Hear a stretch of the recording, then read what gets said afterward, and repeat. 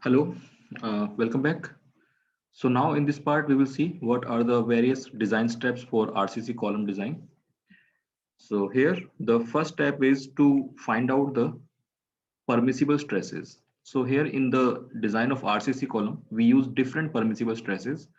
Like in case of flexural member, like in case of slabs, we used to calculate sigma CBC and sigma ST because slab may be subjected to bending. Similarly, it may be subjected to tension. So that is why we used to find out permissible stresses at sigma ST and sigma CBC. But in case of RCC column, because it is primarily a compression member, then it will be subjected to compression primarily. And that is why we generally find out permissible stresses as sigma CC, which means permissible stress in concrete in compression. So it means permissible stress in concrete in compression. Similarly, instead of sigma ST, we will find out sigma SC. So sigma SC means permissible stress in steel in compression, because in case of column, concrete and steel both will be in compression. So that is why we will find out their permissible stresses in compression only. So we can find out these permissible stresses using the IS code again by using the table 21. So now I will show you the table from where we will find out the permissible stresses for concrete and steel. So here you can see in this table, sorry. So in this table number 21, so this is the value of sigma CBC for various grades of concrete. But this time we won't take this value. We will be actually taking the sigma CC value. So sigma CBC is direct permissible compression stress. So in this sigma CC is also dependent on the grade of concrete. So for example, if we have grade of concrete as M20, then corresponding to M20, we will be having permissible permissible compressive stress in concrete as 5 Newton per mm square. Similarly, for steel case, steel case also, we will refer to the next table, which is table 22, this one. So this table 22 will be used to find out the value of sigma SC, which is for permissible compressive stress for steel. So you can see here, this is sigma ST, which we generally use to find out for slab design and staircase design. But in case of column design, we will be having steel in compression. So that is why we will be calculating, or we will be finding the value as sigma SC. So sigma SC value for MS bars is 130, and for HYSD bar, it is 190 Newton per mm square. So this is how we are going to find out. So this sigma SC value depends on the grade of steel, whether it is MS bar, whether it is Fe415 or HYSD bar. So depending on that, we will take the value of sigma SC. Now we will again move to the slide. So that is our step 1. Then next step is the finding the superimposed load the column is required to carry. And for this, we also add the dead weight, which is the self weight of column, to add the total load of the column. So most probably in case of design problem, you will be given a design load for which you are supposed to design column. And if sufficient data is not given, then we will assume that the load which is required to carry by column, it is inclusive of self weight. So for example, if you are required to design a column for 600 kilonewton, so this will be our total load which the column will carry, because in this we will assume that it is inclusive of self weight of column. So this is, I am telling you as an example. So in this case, because sufficient data means to find out the self weight of column, we are required to find out volume of column. So volume of column can be calculated only when we know the size of column. So size of column we won't be able to know beforehand. So that is why the design load, we will basically assume that it is inclusive of self weight of the column. Or sometimes what we do is we sometimes add 10% of the load which it is required to carry. Sometimes we do that, but here most probably we will be doing is we will be assuming that it is inclusive the self weight. Then in the third step, we will assume that the percentage of steel, because as per IS code, percentage of steel can be between 0.8% to 6%. So in this, first of all, we will assume the percentage of steel. So this percentage of steel generally is assumed between 0.8 to 2%. And to be more specific, generally we assume say 1%. Of the gross cross-sectional area of the column. So gross cross-sectional area of column is represented as AG, and then we determine the area of column required to carry the design load using the formula, this one. So this is the formula to calculate the load carrying capacity of the column as per IS code. So again, below the table 21, you will find this formula to calculate the design load of the column. So in this, P is the design load, sigma Cc is the permissible compressive stress in concrete, AC is the area of concrete, sigma Sc is the permissible stresses in steel in compression, and ASC is the area of steel in compression. So here, for example, if this is the area of cross section of column, and say this is the dimension D and this is the dimension B. So this area of cross section will be comprising the area of steel also, area of steel also. So in this area of cross section, total area of cross section we are representing as AG, which we are calling as gross cross section.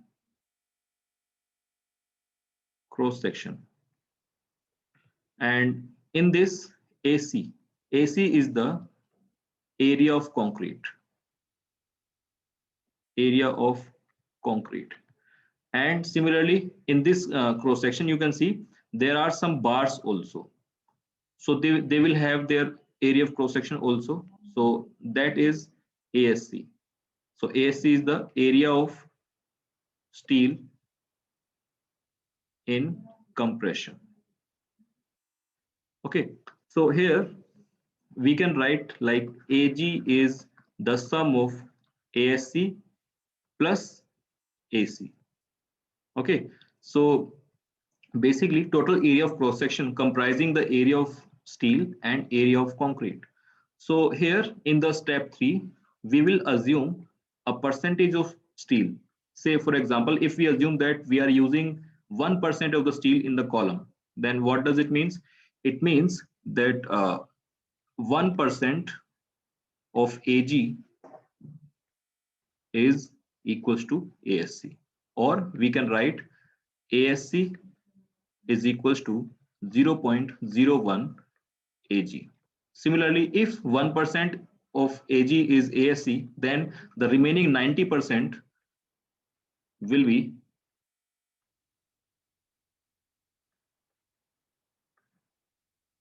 the concrete, or we can write 0.99 AG. So 0.99 AG will be area of concrete and 0.01 AG is the area of steel.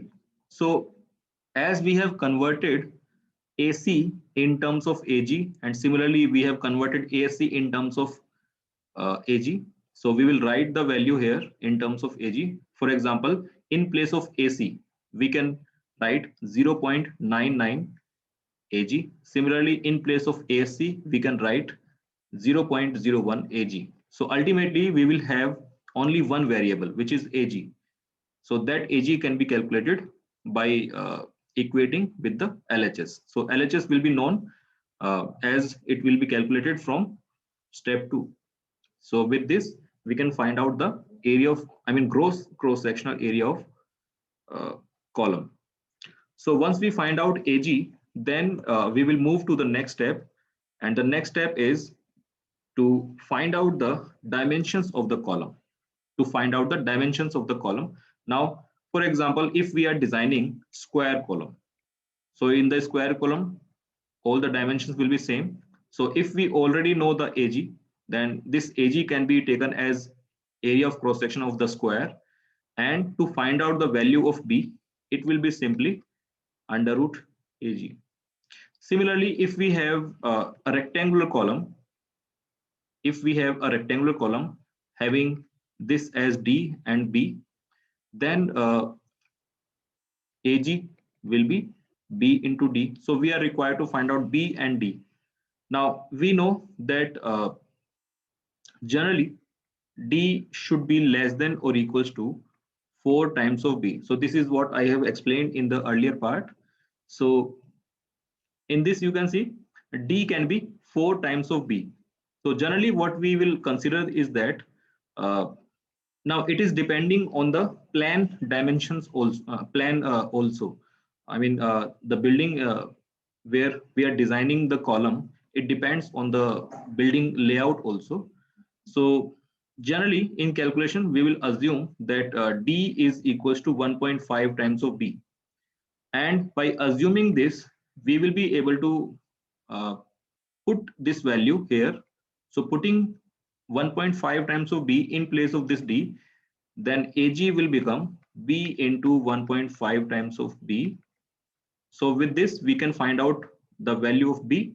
And once we find out the value of B, then we will be able to find out the value of D as well. Okay. So generally, if the ratio is not given, then we will assume it as equivalent to 1.5 times of B in case of rectangular column. And if we have a circular column, so in that case, area of circle will be AG, and area of circle, we generally know that it is pi d square by 4. So this D will be the dia of this column.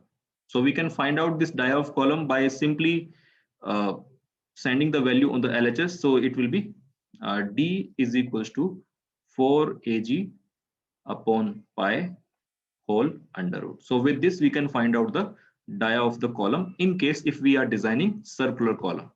Okay, so this is how we will find out the dimensions of column. Then after finding the dimensions of the column, we will now find out the effective length of column to find out the slenderness ratio to check whether our column is short column or long column.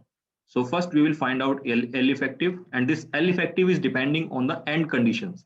So the end conditions of the column will be given in the question as well.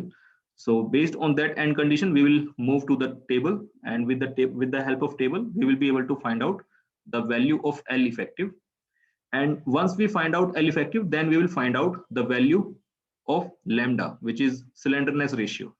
So why we are finding lambda? To check whether our column is short or long. So if the lambda is less than 12, then we will classify our column as short column. And if it is more than 12, then we will classify this as long column.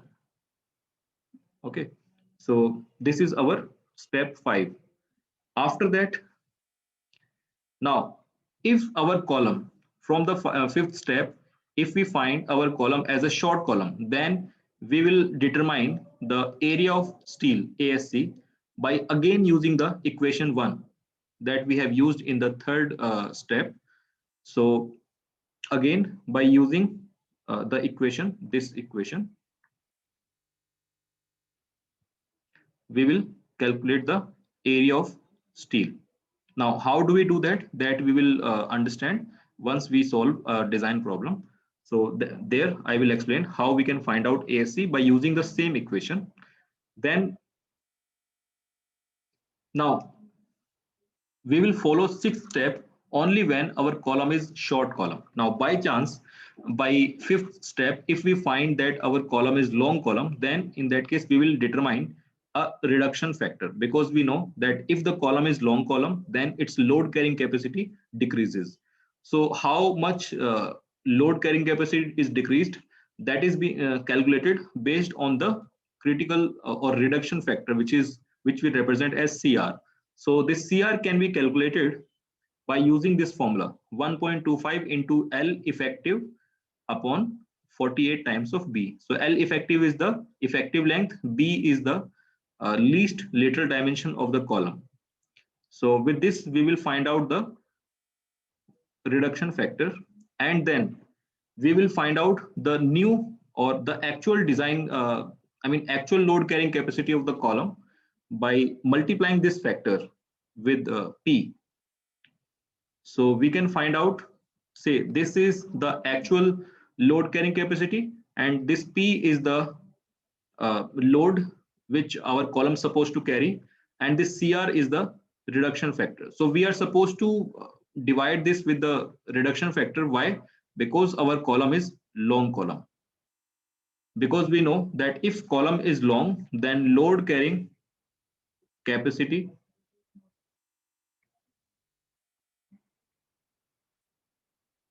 will be decreased. And once we find out the load carrying capacity, we will find out that this load carrying capacity will be less than the actual design load which we are supposed to carry with the column. So with this revised value of P dash, we will again calculate the area of total area of cross section. We will again revise the total area of cross section to determine the size of column and to calculate the area of steel. Now this I will try to explain this with the help of an example. For example,